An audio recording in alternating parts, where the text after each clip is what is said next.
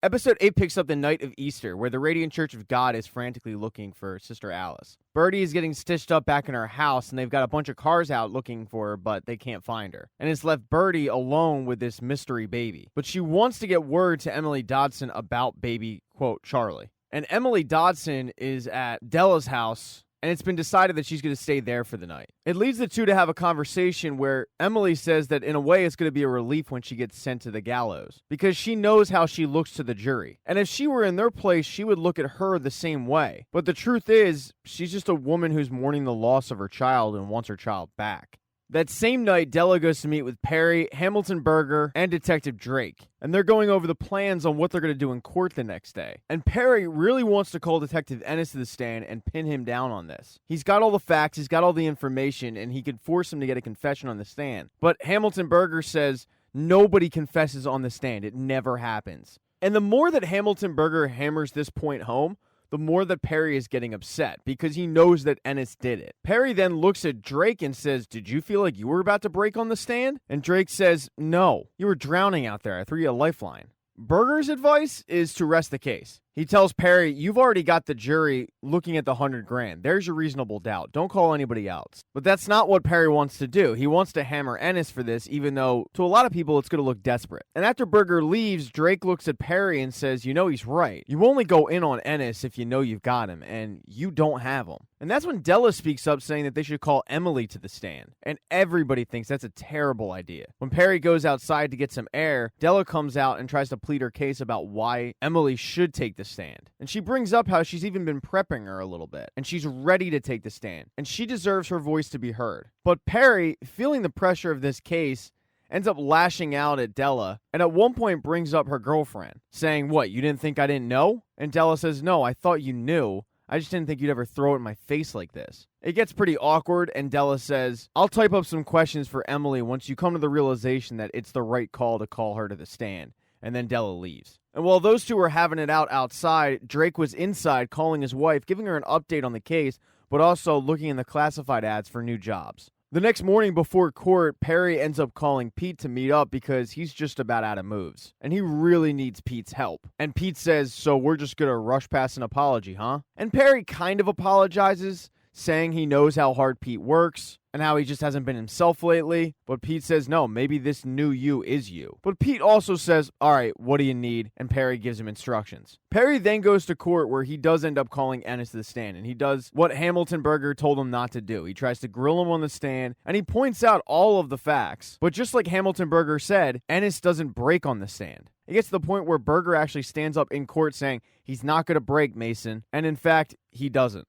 At this point, Perry realizes he probably should call Emily to the stand. So they do so, and at first, Emily performs pretty well, telling her side of the story to the jury that she was just a housewife in a loveless marriage that got taken advantage of. Matthew Dodson wasn't nice to her, and George Gannon comes along and woos her. And the night that baby Charlie got kidnapped, George Gannon kept her on the phone for an hour distracting her while men broke into her house and stole her child. And all she wanted was her child back. But she had nothing to do with the disappearance of baby Charlie. And it seems like a lot of people on the jury and in the courtroom are sympathetic to her case after she says what she said. But that's when the district attorney gets up to cross-examine her. And he really keeps hammering home the fact that she cheated on her husband and she had sex in a motel room while her baby was crying next door. And the district attorney, who at this point is kind of grasping at straws, says to her, "It's your fault that baby Charlie is dead because your affair with George Gannon directly led to baby Charlie's death. Isn't that right?" And Emily has to admit that, yeah, that is correct. And as her and Della are leaving court that day, she's just kind of in this malaise state. But as she's walking down the steps to her car, somebody comes up and slips her a note. Perry is watching this all go down from afar, and that's when he hears Ennis and Holcomb behind him.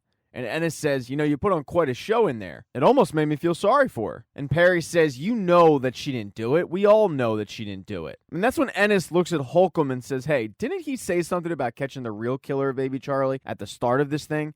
And that's the straw that breaks the camel's back for Mason, and Mason ends up punching Ennis in the face. When he does that, Holcomb jacks him up and says, "If you ever touch my partner again, they're going to find your body floating in the river And then Holcomb and Ennis get out of there like two schoolyard bullies. That night, Mason is trying to go through his closing statement when Lupe shows up with $7,000 and a bottle of alcohol saying, all right, here's your offer. I'm going to pay off all your debts, and you're going to get the $7K in my last bottle. It's a fair offer. But Mason, who is agitated at this point, tells her that he can't take the $7,000 because that would be an agreement, and now that he's a lawyer, he's just going to tie all this up in court. Lupe starts to leave, but then comes back and says to him that there's 30 airstrips in Los Angeles, and once Prohibition ends, there's going to be about 5. And the deck is already stacked against her because she's a woman. The deck's even more stacked against her, though, because she's a Latina. So she's kind of pleading to Mason to stop delaying the inevitable. But Mason doesn't want to focus on that right now because he's having trouble with his closing statement, knowing that the deck is really stacked against him with this case. But something must have changed between that night and the day that he has to address the jury, because he gets up there and shines. He tells them that Emily was nothing more than a woman who had an affair, and whose baby was unfortunately taken from her in a heinous act. And because it was so heinous, we all want blood. We want someone to pay for it. But that doesn't mean that Emily Dotson should have to pay for it, because she's already suffered enough. And in the courtroom, it says to seek truth. And the truth is that Emily Dotson had nothing to do with the kidnapping of baby Charlie and the death of baby Charlie. And this closing statement to the jury is very long, but in it, Mason makes a lot of good points. On the flip side, when the district attorney gets up, he says, okay, Mason, you want to seek truth? Here's the truth. She was arrested for those crimes, and she admitted to those crimes. So Emily Dotson should die for those crimes. And that's it. The jury gets up to go deliberate, and it's taking a while. On day 3, Perry is waiting at the court to see if the jury has come to a conclusion when Della shows up, giving him dinner for the night. And Mason apologizes for how he acted the previous night, but she says, don't worry about it. If we're going to work together, every once in a while, we're going to say some stuff that we just shouldn't. And Perry's a little surprised, saying, you want to do more of this? And she says, well, yeah, having a job is better than not having a job. But that's when they find out that the jury hasn't come to a verdict yet. And it takes 5 days for the jury to come to a verdict. In that 5 days, Paul Drake went into his precinct and handed in his badge and gun and the money that they tried to pay him off with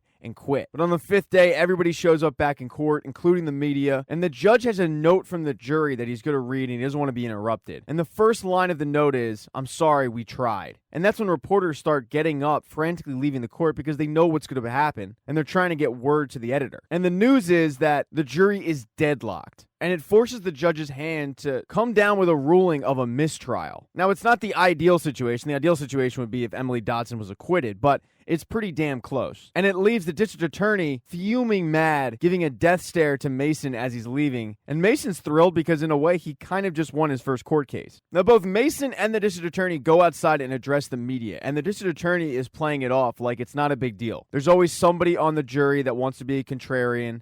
Happens all the time. And he's doing a pretty good job of playing this thing off until one of the members of the media asks, did you blow this case? And the DA laughs, saying, no, I didn't lose this case. It was a mistrial. This isn't going to affect my candidacy for mayor. Let me ask you a question. What's it like to walk around with half a fucking brain? So you see the cracks in the district attorney. Now, while Mason is thrilled about the outcome, he plays it off to the media like he's pissed off, saying how it's ridiculous that Emily Dotson wasn't acquitted, how she never should have been arrested for the crime in the first place, and how it's ridiculous that she's being painted out to be a victim by the same media members who are now interviewing her. And during this impromptu press conference, he ends up seeing Holcomb from a distance and yells at him, hey, where is he today? Are you still towing that blue line? You get out of here. Kick rocks. But then you get an idea of why it was declared a mistrial. Because while Mason and the district attorney and everybody was leaving court, Pete Strickland was meeting with a juror to pay him off. Because that thing that Mason wanted him to do was to pay off a juror to make sure that it was deadlocked. And the juror says, hey man, I'm just curious, but what were the others getting? And Pete has no idea what he's talking about. He says, the other 2 jurors.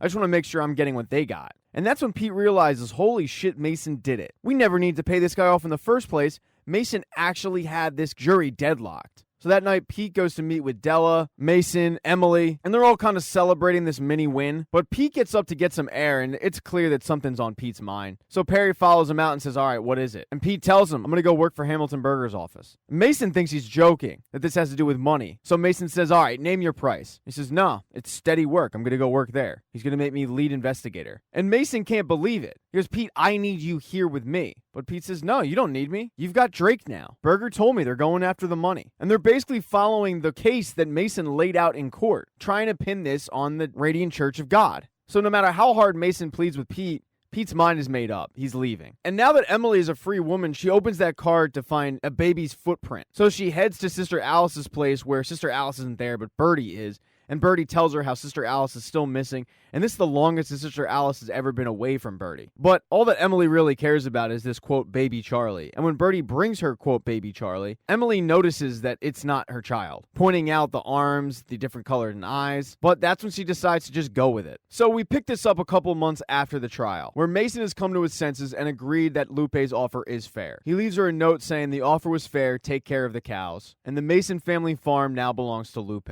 And Hamilton Berger was a man of his word. He's got Pete on the stand as Pete is testifying to the actions of the Radiant Church of God. Now, they were never able to pin this on Ennis, but as Ennis and Holcomb are picking up their share from the Lucky Lagoon Casino, Holcomb tells Ennis, look, man, I'll take care of your family. And that's when a couple of guys grab Ennis and drown him. Holcomb grabs the money out of Ennis's pockets, grabs a detective badge, and leaves his body there. Sister Alice never came back to Birdie, and it forced Birdie to start preaching just like she did with Sister Alice when they first started out, with a small tent and a small congregation. But instead of Sister Alice by her side, now she has Emily Dodson by her side, as Emily is lying to these people saying how Birdie brought back her child. But in a way, it's kind of brought a purpose to Emily's life now. And then finally, there's Perry Mason, who has moved into E.B. Jonathan's old office. And he's having a conversation with Della, and Della is laying out her demands, saying that I'll answer the phones for now, but as soon as we have some money coming in, you're hiring a girl. And Mason kind of laughs at her and says, well, what are you going to do? And she says, everything I'm already doing now. Doing everything that it takes to keep a practice afloat. And when we do go to court, I'm going to do all this lawyer stuff. And that's because you're going to send me to law school at night.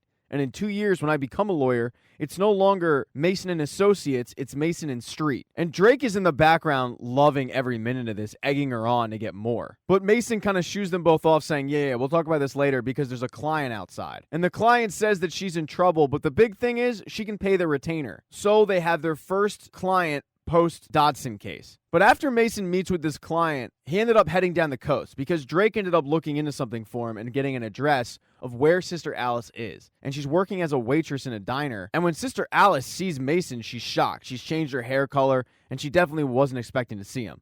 So the two go for a walk, and he gives her an update on what her mom's up to. But then the real reason why he showed up is because he wants to know what happened to baby Charlie's body. But she doesn't really have any answers for him. And as she's trying to leave, he says, hey, did you really think you could bring back baby Charlie? And she looks him dead in the eye and says, didn't I? And then she walks off. Mason kind of chuckles to himself, but then he pulls out that matchbox with the stitch that he took from baby Charlie's body, and he lets it blow off into the wind.